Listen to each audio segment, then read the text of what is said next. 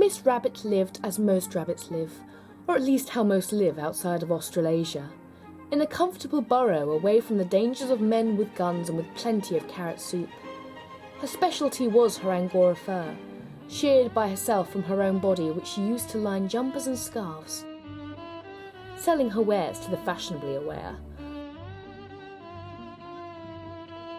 She sold them hats and clothing and mats.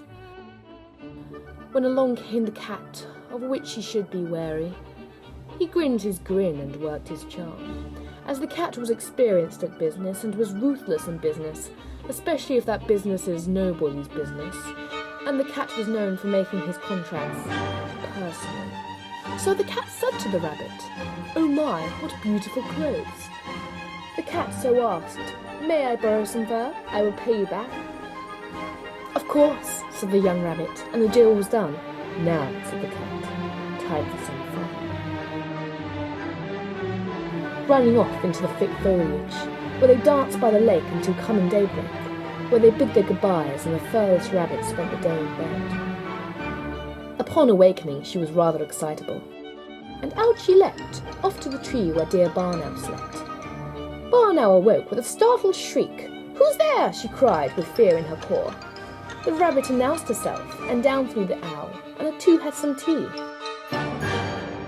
The rabbit told her about her dear prince, and how she gave her fur to him, the dancing and the laughing, and all in between, as she fancied herself in love and as a tragic figure, a good bunny falling for a bad cat. But of course she knew he was true on the inside.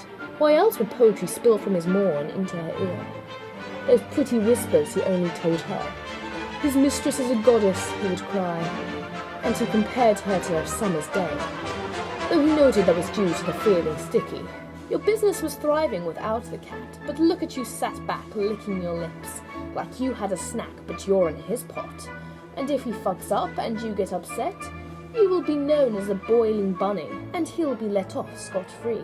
You know of his reputation and the fear he instills. The rabbit leapt back. "I'll have none of that talk. My love is true and so is his." With eyes full of tears the young rabbit said. But months went by and cat went cold, and she saw but a penny from her own cat Byron. Winter was coming and the cold was brewing, and without her fur it would be her end. She decided to go off to visit Cat, give him a lovely carrot soup surprise. She opened his door and screamed when she saw him gouging out a poor mole girl's eyes. "Miss Rabbit, no, it's not like that though." And he begged her to stay and have carrot food too. Miss Rabbit saw the blood on the floor, his claws sinking into her skin. Deeper and deeper the claws went in. Blood and the screaming, her heart ached and pained. She vowed never to see the black cat again. A week later, at 3:45, along came a familiar knock at her door. "Rabbit, my darling, I must have been crazy. I can't control myself at times. But know that I love you. Will you be mine?"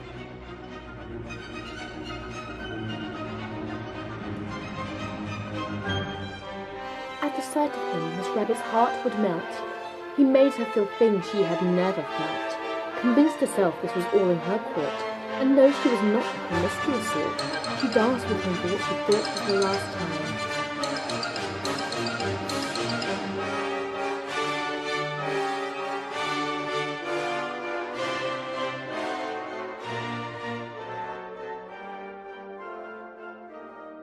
But lying beside him around 8:45, a thought struck her so painful and true, that this was the very thing Owl said not to do. For the feeling struck back like a wave to a ship, and once again Miss Rabbit felt her heart skip. When the cat turned to her, he purred and he sighed. "I'm sorry, my sweetheart, I shouldn't have lied."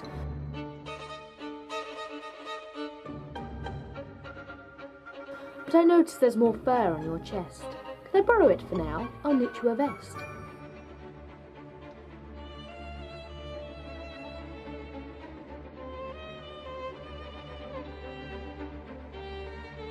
Months went by and Cat went cold, and she saw but a penny from her own cat Byron. She decided to go off to visit Cat, to give him a lovely carrot soup surprise. She opened his door and screamed when she saw him gouging out a poor bird girl's eyes. Miss Rabbit saw the blood on the floor and his claws sinking into the skin. Deeper and deeper the claws went in. The bird was thrashing, blood was squirting, the violence was blinding, and the rabbit began to panic. Men will often tell you what you want them to say, and will tell you they love you until one day they've had quite enough. They'll rip out your heart. And that's not quite the cruelest part. They'll tell you you're difficult and it's your fault, not theirs. And you'll believe them. It's cruel and unfair. Onions were very poisonous for cats. Miss Rabbit grinned widely in deranged delight. Now there was an anger bubbling inside, a fury so poignant it can't be contained. Miss Rabbit called Cat and gasped, "Oh, my love, my cat, I know you are a pennant. Come in an hour to my door, that we may walk through the forest like a famous oil painting." And there stood Cat, sheepish but grinning. His love for her he was singing. There he was, in her trap. And she brought him her pot of stew. Have a taste, digging a spoonful that was onion mixed. The cat took a bite and said, "Yum, I like that a lot," and ate it all up, every last drop. But his stomach was hurting and he felt very weepy. He was crapping a lot and he broke out in sweats. "Holy shit, Rabbit, I need a vet!"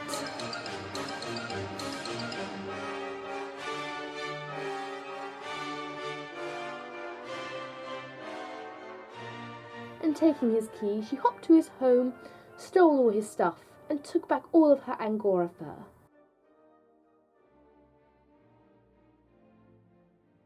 That's not all to say that all men are like that, but just beware of that one rare cat. And never be afraid to be a boiling bunny.